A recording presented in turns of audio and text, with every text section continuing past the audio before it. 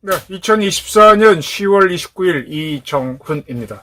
오늘 윤석열 대통령하고 젤렌스키 우크라이나 대통령이 전화 통화를 했다라는 보도가 있었습니다. 뭐 여러 가지 얘기가 있었겠지만은 그 중에 하나가 서로 대표단을 보내겠다. 한국 대표단이 가고 우크라이나 특사가 한국에 오겠다. 상당히 눈길을 끕니다. 대통령 간의 대화에서는 큰 것만 이야기하고 통역도 있으니까 실무일 간의 대화에서 많은 게 오가겠죠. 현재 국가정보원 제1차장을 중심으로 한 한국 대표단이 나토에 가서 우리가 파악한 정보를 나토 핵심부에 브리핑하고 있습니다. 나토도 자기네가 정보가 있겠지만 한국 정보 책임자가 가서 브리핑하고 있습니다. 그리고 현재 국정원을 상대로 한 국회 국정감사에서인가요? 여기에서는 국정원이 사진을 또 하나 공개했는데 나진항에 들어와서 북한제 무기를 싣고 있는 러시아 앙가라호 위성사진을 국정원이 공개했습니다. 인민군 4개 경보병 여단이 쿠르스크에 가는 거는 기정사실이고 이미 3,000명이 갔니, 1,500명이 갔니, 6,000명이 갔니 여러 가지 보도가 나오고 있습니다. 저는 앞선 방송에서 이 파병을 하는 김정은이는 대한민국을 때릴 것이다 라는 예측을 했습니다. 때려야만 지금 북한이 파병을 하니까 김정은을 추앙하던 세력들이 잠시 입을 다물고 반공 세력들이 목소리를 높이면서 이 분위기가 바뀌었죠.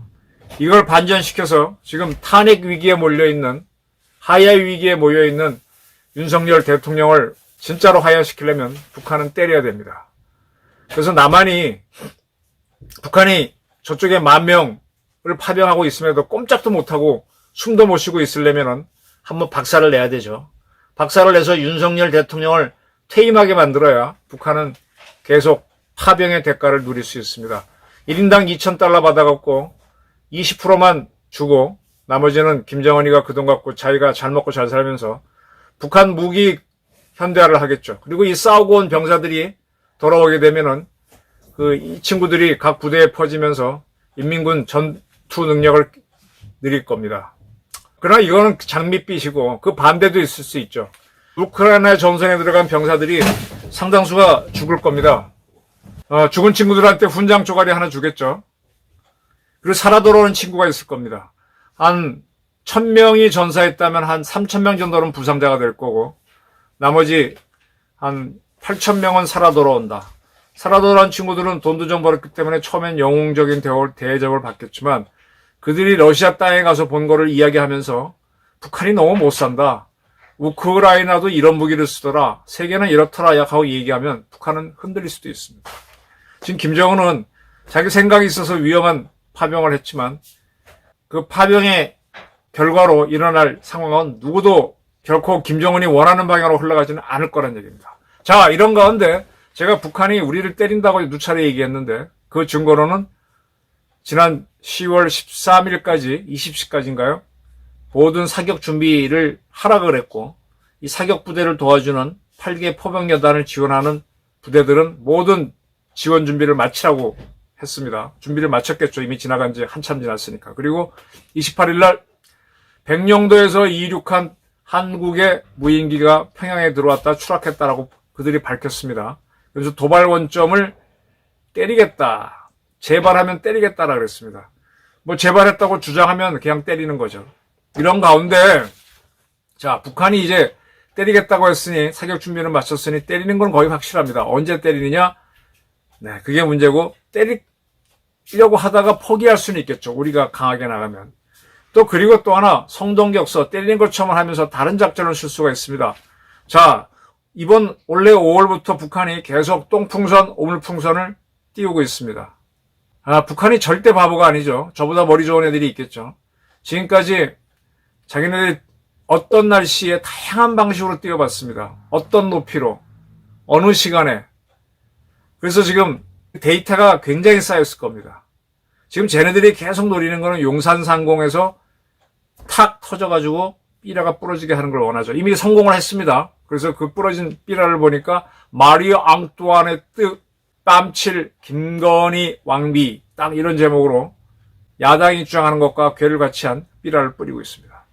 자, 북한은 계속 삐라를 뿌리면서 뭘 얻었다? 빅데이터를 얻었다. 빅데이터를 분석하면 이런 날씨, 이런 바람, 이런 온도에서는 어떻게 뛰면 용산이 떨어진다라는 계산이 나오겠죠. 지금 우리는 단 한 번도 무력으로 북한 풍선을 안 잡았습니다. 그러니까 북한은 아주 좋은 통계를 얻었고 한국군이 허당이구나라는 걸 파악했을 테니까 이제 그야말로 화학무기를 넣어서 용산이나 기타 지역에 빵 터지게 할 수 있겠죠. 근데 그 화학무기를 삐라에 같이 붙여갖고 뿌린다면 삐라가 팔랑팔랑 떨어지는 거니까 하다가 당할 겁니다. 그리고 우리가 야 이북 애들이 독극물 뿌렸다라고 난리를 부리면 우리는 그런 적이 없다라고 오리발 내밀면서 그러면서 거기에 대한 대응으로서 우리가 뭔가 행동을 하게 되면 니들이 도발했네 하면서 도발 원점을 때린다면서 그곳을 때리면서 다른 곳을 때리는 이런 도발을 할 수 있다는 겁니다. 무슨 얘기인지 알아들으시죠? Think the unthinkable. 생각할 수도 없는 걸 생각해야 됩니다. 지금 북한 애들이 지금 5월부터 10월까지 벌써 5개월 이상 온갖 풍선을 다 띄워봤어요. 우리 군은 지작사도 이거 막으려고 애를 쓰는데 지금 방법이 없고 전방에 우리 1군단, 5군단, 6군단 못 막고 있고 또 드론 작전 사령부가 있는데 드론 작전 사령부는 대형 드론을 갖고 정찰만 하지 이 북한 오물풍선 잡는 건 생각도 안 하고 있고 지금 임무는 3개 군단하고 드론 작전사, 지작사 누군가 해야 되는데 서로 텍사스 안타 허용하듯이 머리만 끙끙 앓고 있고 액션을 안 한 사이에 북한은 빅데이터를 얻었다. 이럴 때 김영환 합참의장이나 육군총장이 딱 지시를 해야지. 합참의장이 하거나. 네가 해.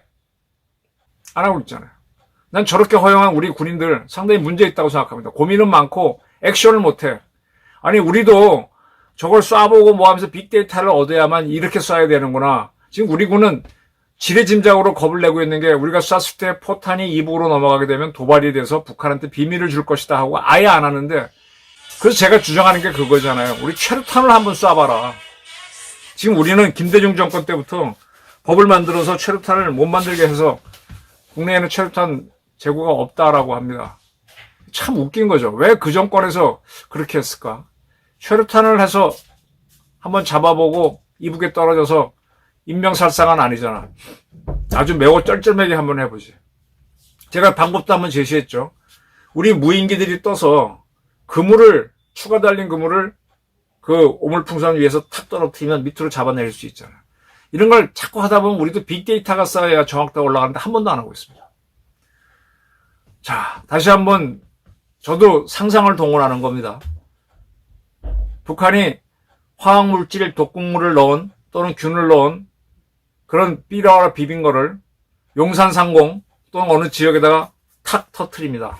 그때 지금까지 우리 합참이나 우리 군 당국에서는 북한의 오물풍선은 위해 물질이 없다 한 몇천 번 선언을 해줬죠. 그게 터지면 위해 물질이다라고 우리는 하겠지만 북한은 야 니들은 그전에 없다고 뭔 소리하고 잡아뜨릴 거란 말입니다.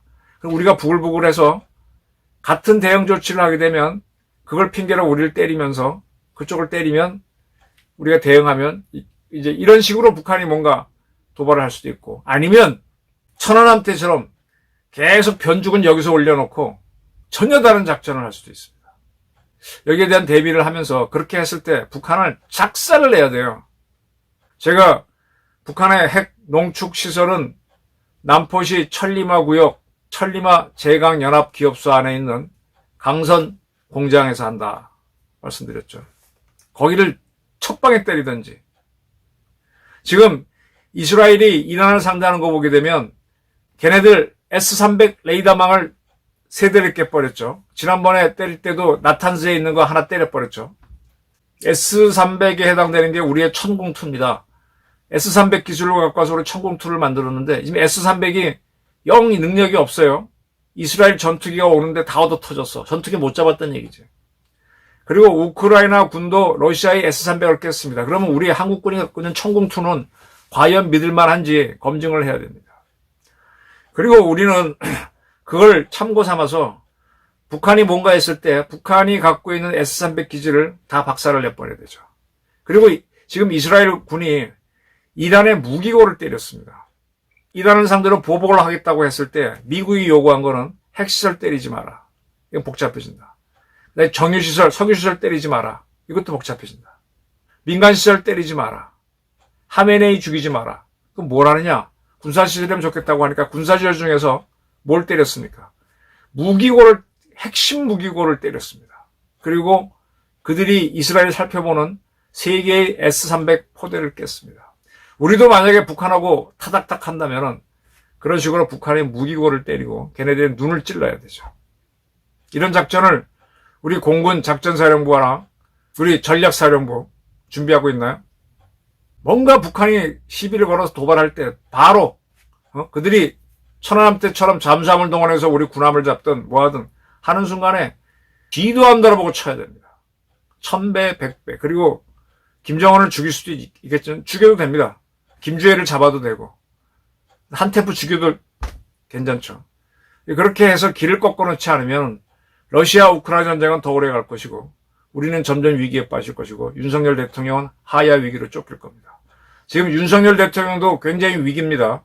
젤렌스키가 통화함으로 인해서 젤렌스키도 위기지만 두 사람 다 굉장히 위기에 처해 있습니다. 북한은 도발을 하려고 굉장히 준비할 겁니다. 우리가 빈틈을 보이면 들어올 겁니다. 우리가 어떤 면에서 약간 빈틈을 보여서 도발하도록 하는 것도 하나의 방법이죠. 그리고 작사를 내버려야죠. 준비를 세게 하면 도발을 못할 겁니다.